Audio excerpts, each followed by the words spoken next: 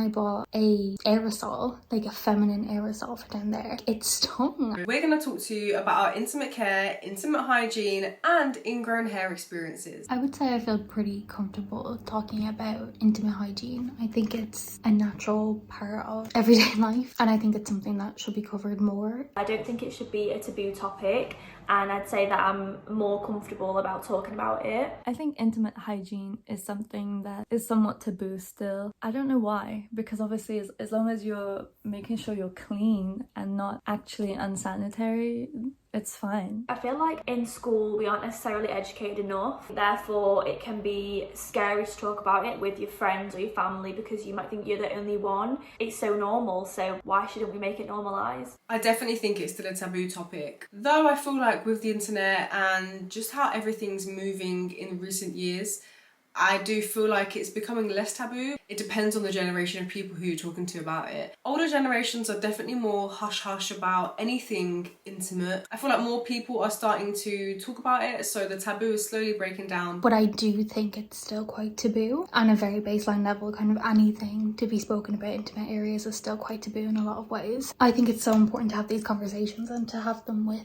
your peers, your family. I think especially with things like shaving down there, like obviously it can cause some irritation and stuff. I find that when something happens down there, there's this immediate panic because I feel like we're not taught a lot. So if something goes wrong, you assume the worst, when it could be as simple as like just like an ingrown hair or some irritation from the way you used your razor. For those who do like to use products down there, it's important to go with brands like Wild Mint, whose mission is to create products that support intimate hygiene and help intimate skin concerns. They really just want to help people feel more confident and comfortable in themselves, and I can appreciate that, as I understand how it can really knock your confidence when you've got rashes or ingrown hairs down there. Introducing Wild Mint's Superfood Intimate Care Kit, a 4-step natural solution for ingrown hairs, irritation and razor bumps. Use Goji Glow to gently exfoliate your bikini line, buff away dead skin and prevent ingrown hairs and dark spots. The Healing Intimate Oil is suitable for anyone needing extra TLC post-shave for their intimate areas. This healing spot treatment gel will help relieve razor bumps, sensitivity or redness. Wild Mint is cruelty-free, 100% vegan and suitable for sensitive skin. They also offer a 60-day money-back guarantee and plant a tree for every order. Could it get any better? If you'd like to share your skin journey, please join Wild Mint's movement,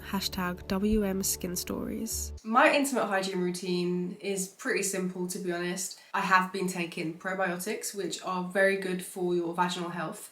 Whether that's a part of intimate hygiene, it's not really, but it kind of is because it's working on your vagina from the inside out, you know? When it comes to actually physically cleaning, I use a washcloth just with water.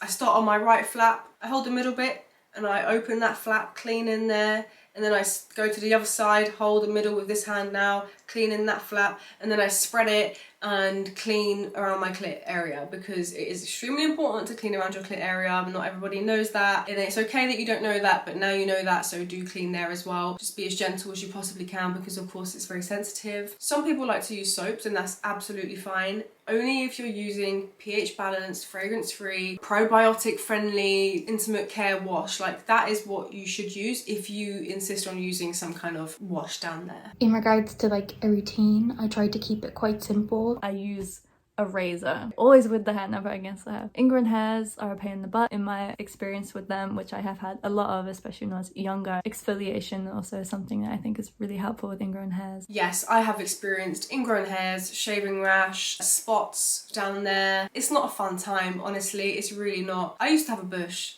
and since then I started shaving. So the ingrown hairs and shaving rash has been real. 9 times out of 10 when I'm shaving down there, I use a clean blade, a clean razor. I make sure that I'm not shaving every single day. I do not do that. I do it like maybe once a week, if that. Yeah, like I said, 9 times out of 10, I put on a fresh blade. But if I've just changed the blade like 2 days ago and I've shaved my legs, I'm not gonna change the blade again.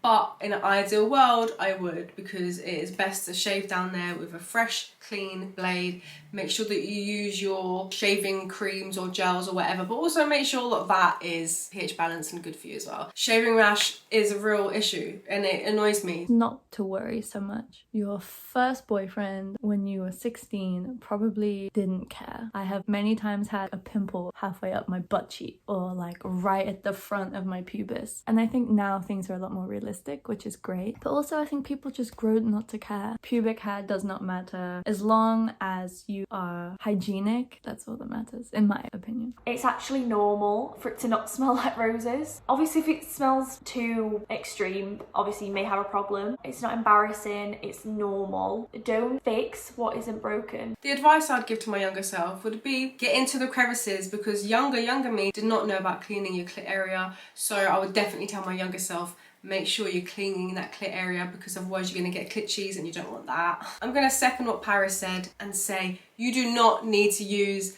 perfume, body spray, deodorant, anything down there, okay? Because that is something I did do. I always sleep without underwear. Never, ever sleep with underwear unless I'm on my period. Then that's just a whole different ballgame, of course. It is so important to let your vagina breathe. Something I really wish that I knew when I was a teenager was the importance of going for a pee after you do the doom, you know, when you having sexy time. It is extremely important to pee afterwards because it flushes out any bacteria that has swam up there during fun playtime, okay? I had countless UTIs, so many spouts of cystitis, and I never understood why. I never knew why. It was just absolutely horrible, and I do not wish cystitis upon anyone. It's honestly awful. I think the conversation around intimate hygiene in general just needs to open up more. It's very normal. It's as normal as washing any other body part. Obviously you're taught to be clean and to make sure that, you know, you don't stink, but in regards to how that area is and how, you know, there's certain products you shouldn't use. I remember being like a young teenager and thinking, oh god, like down there smells really bad, but it didn't. It was just natural. I bought a aerosol, like a feminine aerosol for down there. It stung and it is actually like really dangerous. Like it can give you a lot of infections and stuff. So I just really wish there was more education around that and more conversation, because then I feel like we wouldn't have 13-14-year-old girls walking into pharmacies and buying aerosols for their vulvas. Thank you so much for watching. I hope you enjoyed.